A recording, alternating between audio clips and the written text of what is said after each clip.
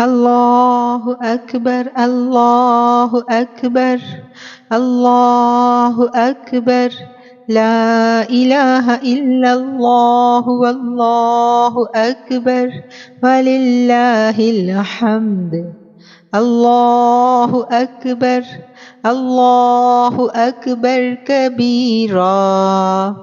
الله أكبر كبيرا والحمد لله كثيرا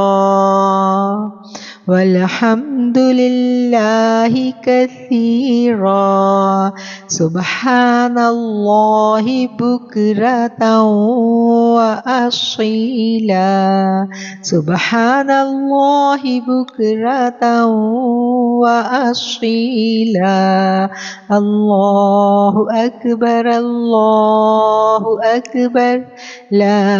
إله إلا الله والله أكبر الله أكبر ولله الحمد سبحان الله والحمد لله ولا إله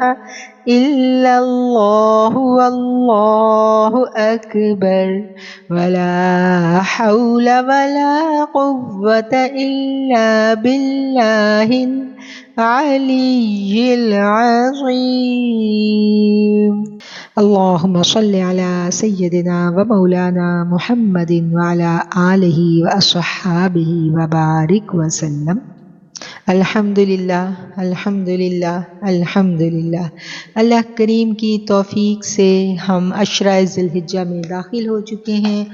اور آج ہم عشرہ ذی الحجہ کی فضیلت پر بات کریں گے۔ یہ ایام اللہ کے ہاں بے حد مقبول ہیں اور اس کے علاوہ ان ایام میں کیے جانے والے نیک اعمال اور اذکار جو مسنون اذکار ہیں ہم ان کا بھی یہاں پر ذکر کریں گے اور ان کی اہمیت کے بارے میں بھی بیان کریں گے انشاءاللہ۔ جب سے یہ دنیا بنی ہے تب سے مہینے 12 ہی تھے اور ان 12 مہینوں میں 4 مہینے ہمیشہ سے حرمت والے تھے اور ان حرمت والے مہینوں میں جو ذی الحج کا مہینہ ہے وہ بھی شامل ہے۔ حضرت موسیٰ علیہ السلام جب کوہ طور پر گئے تھے تو ہمیں تاریخ کی کتابیں بتاتی ہیں کہ وہ ذی القعدہ کا مہینہ تھا، آپ نے 30 دن پورے کیے، معتکف ہوئے، اللہ کی عبادت کی، لیکن پھر اللہ نے کہا کہ 10 دن اور بڑھا دو، اور جو وہ 10 دن بڑھائے گئے وہ 10 ذی الحجہ کے دن تھے۔ یوں جو ان کے 40 دن پورے ہوئے، 10 دن ذی الحجہ کے ان کے ذی القعدہ کے 30 دنوں کے ساتھ ملا کر پورے کیے گئے، تو اس کے بعد اللہ کریم نے ان سے کلام فرمایا، ان کو کلیم اللہ کیا، ان کو اپنی دوستی اور اس سے نوازا، اپنی محبتوں سے، اپنی کتاب جو تھی تختیوں کی صورت میں جو توریت جو تھی وہ ان کو دی گئی۔ گویا ان 10 دنوں میں اللہ کی عبادت کے لیے یکسو ہو کر موسیٰ علیہ السلام نے اپنی مراد پالی، جس مراد کو پانے کے لیے وہ پچھلے پورے 1 مہینے سے اللہ کی حمد و ثنا میں مصروف تھے۔ تو ہمیں یہ پتہ چلا کہ یہ 10 دن جو ہیں یہ بڑے اہمیت والے ہیں ہمارے لیے بھی۔ کیسے ہمیں پتہ چلا؟ جب ہم قرآن کریم کو پڑھتے ہیں تو قرآن کریم میں سورہ فجر، بسم اللہ الرحمن الرحیم، والفجر ولیال عشر والشفع والوتر، اور قسم ہے فجر کی اور برکت والی 10 راتوں کی۔ تو یہ برکت والی 10 راتیں جو ہیں ان کے بارے میں ہمیں پتہ چلتا ہے کہ یہ برکت والی 10 راتوں کے بارے میں مفسرین نے ہمیں بتایا کہ یہ عشرہ ذی الحجہ کی 10 راتیں ہیں، اور جو ان 10 دنوں میں اور ان 10 راتوں میں اللہ کی جانب یکسوئی کے ساتھ رجوع کرتا ہے تو اللہ تعالیٰ اس کو جو اجر و ثواب دیتا ہے وہ پورے سال میں کوئی دن بھی اس کا مقابلہ نہیں کر سکتا۔ گویا کہ پورے سال کی جو عبادت ہے اس عبادت سے زیادہ افضل ہے ان دنوں کی عبادت۔ کیسے؟ یہ بات ہمیں پتہ چلتی ہے احادیث سے۔ مفسرین کے مطابق یہ 10 راتیں جن کی اللہ تعالیٰ نے قسم کھائی ہے، یہ 10 راتیں عشرہ ذی الحجہ کی راتیں ہیں، اور اس بارے میں ہم جب احادیث کو دیکھتے ہیں تو نبی کریم صلی اللہ علیہ وآلہ وسلم کی روایت ہم تک پہنچتی ہے۔ مسند احمد کی روایت ہے، حضرت عبداللہ بن عمر سے راوی ہیں، فرماتے ہیں آقا علیہ الصلوۃ والسلام نے فرمایا اللہ کے ہاں ذی الحجہ کے 10 دنوں سے بڑھ کر عظیم اور محبوب تر کوئی عبادت نہیں ہے، لہٰذا ان ایام میں لا الہ الا اللہ، اللہ اکبر، الحمدللہ کثرت سے پڑھا کریں۔ اور یہ جو حدیث میں نے آپ کو ایک سنائی، اسی مضمون کو مختلف جو راوی ہیں ان سے ہمیں الفاظ کے تھوڑے سے رد و بدل کے ساتھ جو ہے یہ حدیث ملتی ہے۔ انہوں نے ابی ماجہ میں حضرت ابو ہریرہ کی روایت ہے کہ آقا علیہ الصلوۃ والسلام نے فرمایا ان ایام میں ایک دن کا روزہ اللہ کے ہاں ثواب میں 1 سال کے روزوں کے برابر ہے، اور ایک رات کی عبادت لیلۃ القدر کی عبادت کی طرح اجر و ثواب رکھتی ہے۔ حضرت سیدنا ابو ہریرہ سے روایت ہے کہ اللہ کے ہاں عام دنوں کی نسبت عشرہ ذی الحجہ کی عبادت زیادہ محبوب ہے۔ آقا علیہ الصلوۃ والسلام نے فرمایا ان 10 دنوں سے بڑھ کر اور محبوب اللہ کو اور کوئی دن نہیں ہے، لہٰذا تم ان دنوں میں اللہ کی تسبیح، تحمید، تہلیل اور تکبیر بلند کیا کرو۔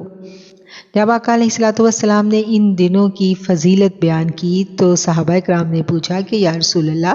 کیا جہاد اور قتال بھی؟ کہ جب آقا نے کہا نا کہ ان 10 دنوں سے زیادہ جو اور کوئی عمل اللہ کے ہاں زیادہ مقبول نہیں ہے، تو صحابہ نے پھر پوچھا کہ کیا جہاد اور قتال بھی، کیونکہ وہ تو سب سے بڑھ کر یعنی نیک اعمال ہے نا۔ تو آقا علیہ الصلوۃ والسلام نے کہا ہاں، لیکن وہ شخص جو اپنا مال اور جان لے کر اللہ کی راہ میں نکلے اور پھر سب کچھ اللہ کی راہ میں لوٹا دے، یعنی اپنا تمام مال اللہ کی راہ میں خرچ کر دے اور پھر اس کے بعد خود بھی جام شہادت نوش کر لے، اس کا جو عمل ہے صرف وہ افضل ہے اس شخص کے عمل سے جو ان عشرہ ذی الحجہ میں اللہ کی عبادت کرتا ہے۔ تو اس سے ہمیں پتہ چلا کہ صرف وہ شخص جس نے کچھ بھی نہیں اپنے پاس چھوڑا وہی اس کا ہی عمل افضل ہے، اس کے علاوہ باقی تمام کے تمام اعمال جو ہیں ان سب سے افضل ان ایام کی عبادت ہے۔ اب ہم دیکھتے ہیں کہ یہ جو حدیث میں الفاظ استعمال ہوئے ہیں تہلیل، تحمید، تسبیح اور تکبیر۔ تسبیح اور تکبیر کے تو الفاظ ایسے ہیں جن کے معنی یقیناً ہم سب جانتے ہیں، لیکن تہلیل کا اکثر لوگوں کو ذرا ہوتا ہے نہیں معلوم ہوتا، تو وہ میں اس کو بیان کر دوں کہ تہلیل کہتے ہیں لا الہ الا اللہ کو، اور تحمید اللہ کی حمد بیان کرنا، اللہ کی بزرگی بیان کرنا، جیسے سبحان اللہ، الحمدللہ، اور تکبیر جو ہے یہ ہم سب کو پتہ ہے کہ اللہ اکبر۔ تو یہ 4 کلمات جن کا ذکر ہوا، یہ چاروں کے چاروں کلمات ہم دیکھتے ہیں کہ تیسرے کلمے میں موجود ہیں، سبحان اللہ والحمدللہ ولا الہ الا اللہ واللہ اکبر۔ تو یہ سارے الفاظ جو ہیں یہ کلمے کے اندر موجود ہیں، اور اس کلمے کو ہم کہتے ہیں کہ فرشتوں کی تسبیح بھی کہا جاتا ہے، اور اس کی جو تکرار کرنا ہے، اس کے بارے میں جو علماء کرام ہیں وہ لکھتے ہیں کہ اس کلمے کی تکرار کرنا آپ کے اندر، یعنی جو اس کی تکرار کرتا ہے اس کے اندر ملکوتی صفات پیدا ہو جاتی ہیں، کیونکہ یہ فرشتوں کی تسبیح ہے، اور فرشتے جو ہیں ان کی صفت یہ ہے کہ وہ عبادت میں ہر وقت اللہ کی عبادت میں لگے رہتے ہیں۔ اور کچھ لوگوں کو یہ پرابلم ہوتا ہے، بلکہ ہم سب ہی ایسے ہیں کہ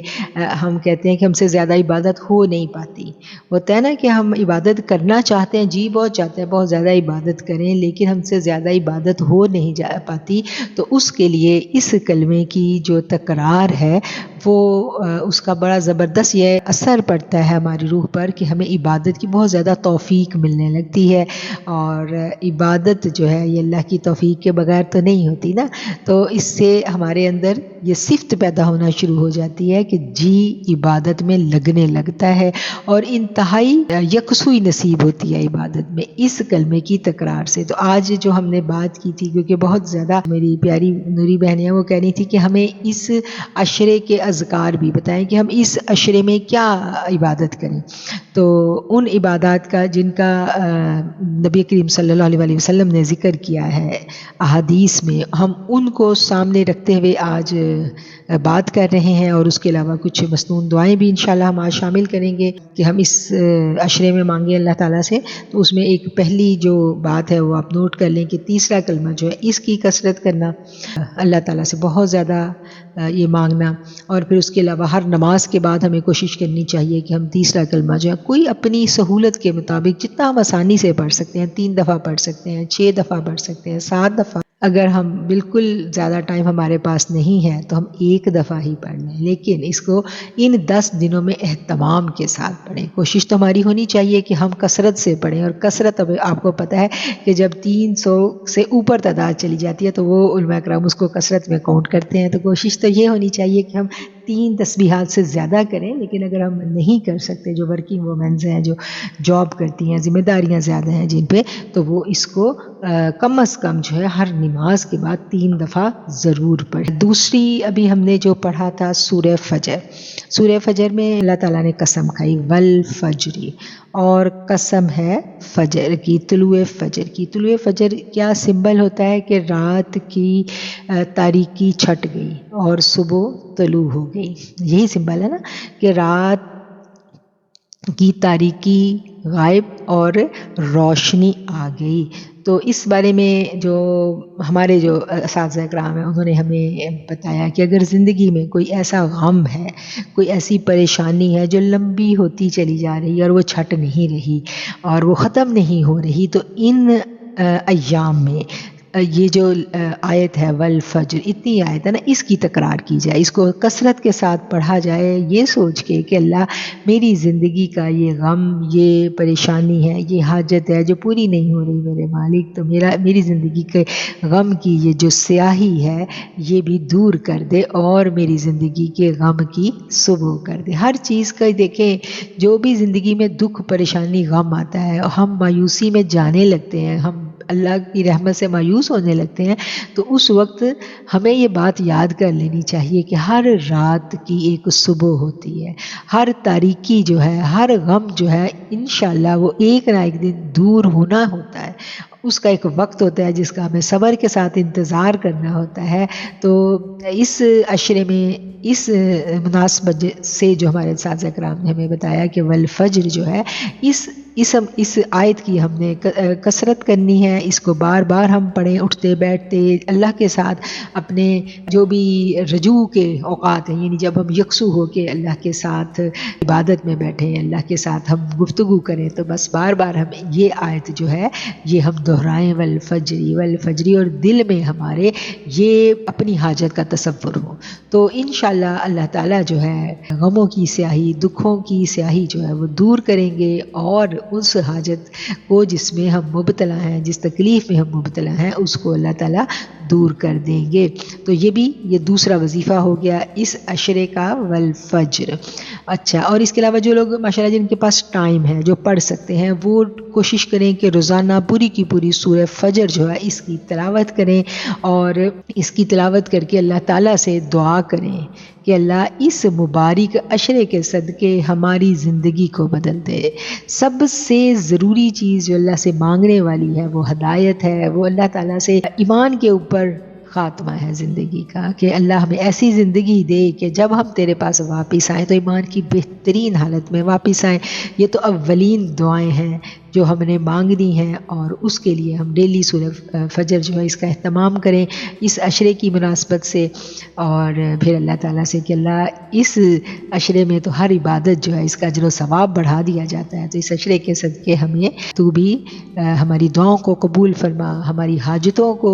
پورا کر دے، اور ہمارے دلوں کو اطمینان بخش دے، ہمیں ان لوگوں میں شامل کر لے جن کے بارے میں تو نے کہا ہے لا خوف علیہم ولا ہم یحزنون۔